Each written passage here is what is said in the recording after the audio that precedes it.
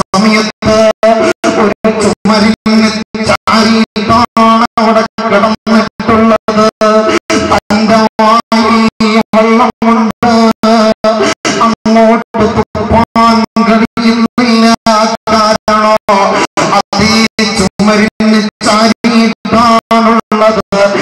താൻ തുപ്പുന്ന തുപ്പുനീര് വലതുഭാഗത്തായി പോകുമോ എന്ന് മരണപ്പെടുന്ന സമയത്ത് പോലും ഓടിച്ചുപോയി.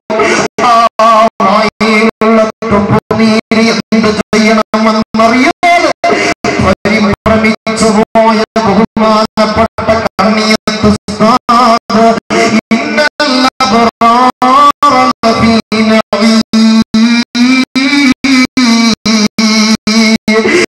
നഈമിന്റെ അതേ അന്യായിയാണ്, സ്വർഗത്തിന്റെ അന്യായിയാണ്, അബ്റാരികളിൽ പെട്ടവരാണെന്ന് പറയുമ്പോഴാണ് എത്രയെത്ര നല്ല മരണങ്ങളാണ് ചരിത്രത്തിൽ കാണാൻ കഴിയുന്നത്. ബഹുമാനപ്പെട്ട ശൈഖുന ശംസുൽ ഉലമ, എന്റെ പ്രിയപ്പെട്ട സഹോദരങ്ങളെ, മഹാനായ ഖാജ മുഈനുദ്ദീൻ ചിശ്തിയുടെ പേരിൽ മൗലീദുണ്ടാക്കിയ മദ്ഹുണ്ടാക്കിയ മഹാനായ ശൈഖുന ശംസുൽ ഉലമക്ക് ഒരു ആഗ്രഹമുണ്ടായിരുന്നു. ഖാജയുടെ മൗലീദിൽ പറയുന്നു, താൻ തിങ്കളാഴ്ച മരിക്കാൻ ആഗ്രഹിച്ചിരുന്നു. ആ ഖാജ തിങ്കളാഴ്ചയാണ് മരിച്ചതെങ്കിൽ ബഹുമാനപ്പെട്ട മുഹയ്യിദ്ദീൻ മഹാനായ ശൈഖുന ശംസുൽ ഉലമക്ക് ആഗ്രഹമുണ്ടായത് തനിക്ക് തിങ്കളാഴ്ച ദിവസം മരിക്കണമെന്ന്. സഹോദരങ്ങളെ, അഡ്മിറ്റ് ചെയ്യപ്പെട്ടു. ഞായറാഴ്ച അഡ്മിറ്റ് ചെയ്യപ്പെട്ടു. കോഴിക്കോട് ഫാത്തിമ ഹോസ്പിറ്റലിൽ വെച്ചുകൊണ്ട് അതേ രോഗം മൂർച്ഛിച്ചിരിക്കുകയാണ്. വെള്ളിയാഴ്ച ദിവസം വന്നപ്പോൾ ഡോക്ടറോട് പറഞ്ഞു എന്നെ ഡിസ്ചാർജ് ചെയ്യണം. ഡോക്ടർ പറഞ്ഞു ശരീരം വീക്കാണ്, പോകാൻ പറ്റില്ല. ആ സമയത്ത് പറഞ്ഞു എനിക്ക് ജുമാഅത്ത് പള്ളിയിൽ പോകണം.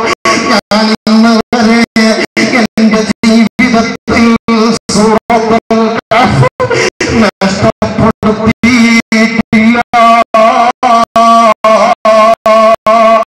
ഞാൻ ജുമാഅത്ത് കഴിഞ്ഞ് തിരിച്ചു വരാമെന്ന് പറഞ്ഞു ഡോക്ടറോട് അനുവാദം വാങ്ങിയിട്ട് ജുമാഅത്ത് പള്ളിയിൽ ചെന്ന് കഴിയാത്ത രോഗം പിടിച്ച ശരീരത്തോടുകൂടെ തന്നെ സൂറത്തുൽ കഹ്ഫ് പൂർത്തിയാക്കി ജുമാ നമസ്കാരം കഴിഞ്ഞ് വീണ്ടും ഹോസ്പിറ്റലിൽ വന്ന് ബഹുമാനപ്പെട്ട മഹാനായ ശംസുൽ ഉലമ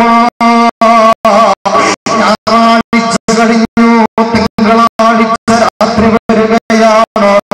അവിടെ നിന്ന് സുബ്ഹി നിസ്കരിക്കാൻ എടുത്തുകൊണ്ട് കിടന്നപ്പോ സർവ്വ മസ്ജിദുകളിൽ നിന്ന് പാമ്പുകളി മുടങ്ങിയപ്പോ